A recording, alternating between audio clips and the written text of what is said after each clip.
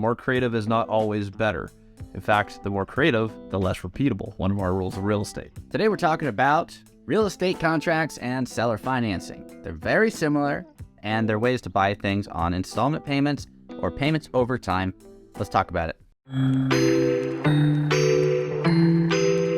Excited to share the seller finance content with you. I'm Christian. This is Cody, and welcome back to Multifamily Strategy. Today we're talking about real estate contracts and seller financing, which are really just the couple types of seller financing. We'll also talk a little bit about lease options because it's kind of similar, but let's start out with traditional seller financing. When you do a promissory note and a deed of trust, title conveys over, I go on title, the seller gets off title, and it transfers through a warranty deed. That's my favorite type. Super simple. But there are more ways to play the game. What do you do differently with a real estate contract? So a real estate contract is basically just a sales contract. Easy comparison is like when you buy a car. You go, okay, I'm going to buy this vehicle. I have a promise to pay, and it lives on a sales contract. And when that contract is executed, you get title to the vehicle. Well, it works just like that with a piece of real estate.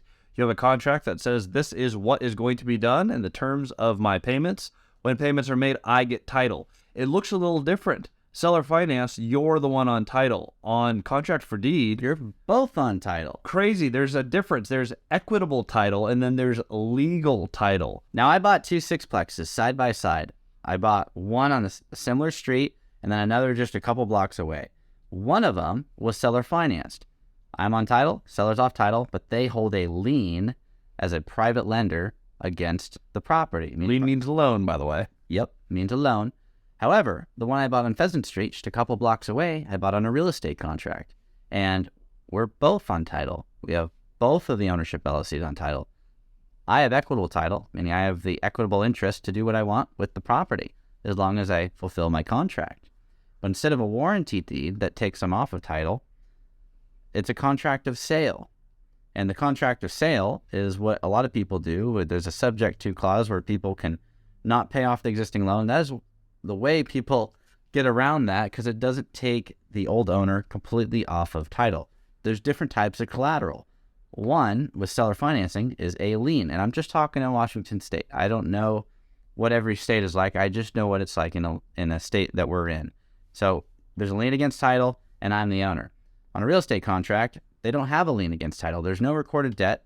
There's just a contract of sale. Their collateral is they still have legal title, similar to the car example. Now, on contract for deed, there's some advantages to the seller. It's much, much easier to reclaim the property in the event that you default on contract for deed. You get to avoid the judicial foreclosure. That's nice. For them. Which is really nice for them. And it's something that a lot of people like to do. When the people who taught us seller financing, they prefer contract for deed for how they write their contract for that reason. They're like, look, it's simple. It's easier paperwork. It's functionally just about the same. And if things go wrong, it's a simpler process for us. So we're going to do everything contract for deed. If you're the buyer, you have to realize this. Do not, well, in general, don't miss your payments ever. But if there's anything you're not going to miss your payments on, do not violate your contract for deed, because a violation of that contract can void the whole thing instantly and the property goes back to them. So be very, very careful. This is where something like a great note servicing company really comes in handy. Automatic payments is a big thing, and also having a great attorney that'll draft up a solid contract that doesn't just protect the seller, but protects the buyer. Because there are some trash contracts out there where you make one mistake and it'll get conveyed back, and you don't want to do that. You don't want to put yourself in a bad position, so you need excellent legal counsel if you're going to do anything in the real estate space. Now let's talk a little bit about lease options. Now this is not seller financing, because on that lease option you have an option to own the property, But you don't own it. Exactly. It's really important to understand that there is a difference. However, you can take over control of something on payments. If an asset, the NOI is $5,000 a month, maybe you set the lease payment at $3,000 a month. You may have a little option fee of maybe $5,000, $10,000. However, $2,000 a month cash flow is pretty good. And a portion of your lease payment can be applicable towards your purchase price at some point in the future. And the nice thing about an option is it's not an obligation. If you want to really build a stable business, you need to be able to manage your options with your obligations. Every time you sign for an obligation, you have to hit it or you lose it.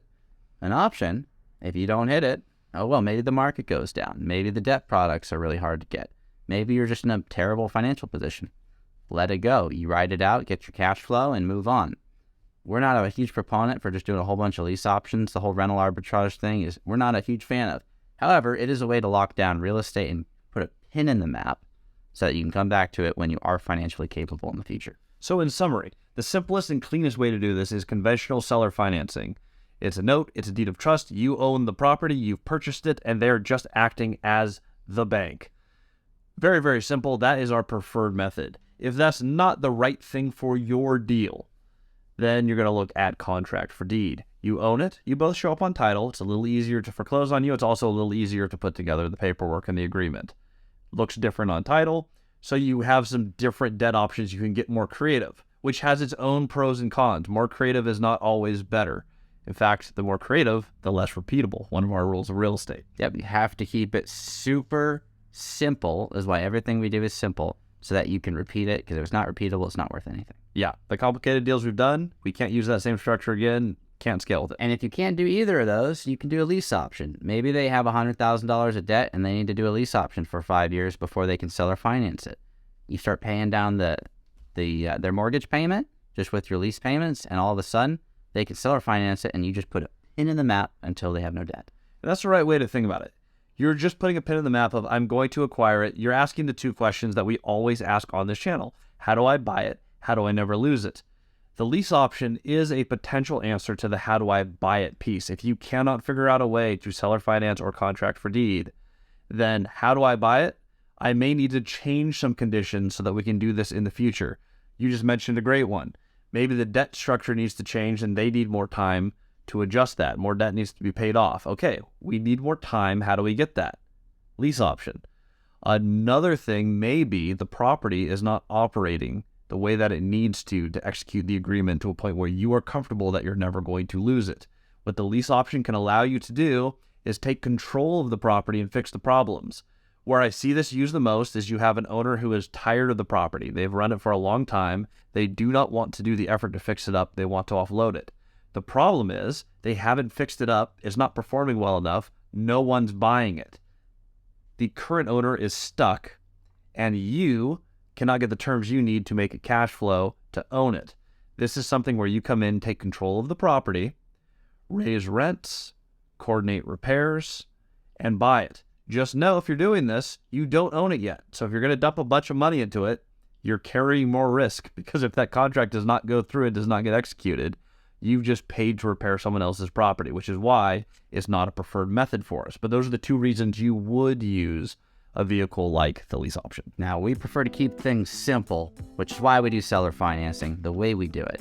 And we like to keep it simple for you, so make sure if you want to keep watching all of our content and you want to simplify your universe when buying real estate, number one, you hit the subscribe button, hit the like so you can see more of our content, and then click the link down below for a free PDF to simplify your universe. Thanks for following.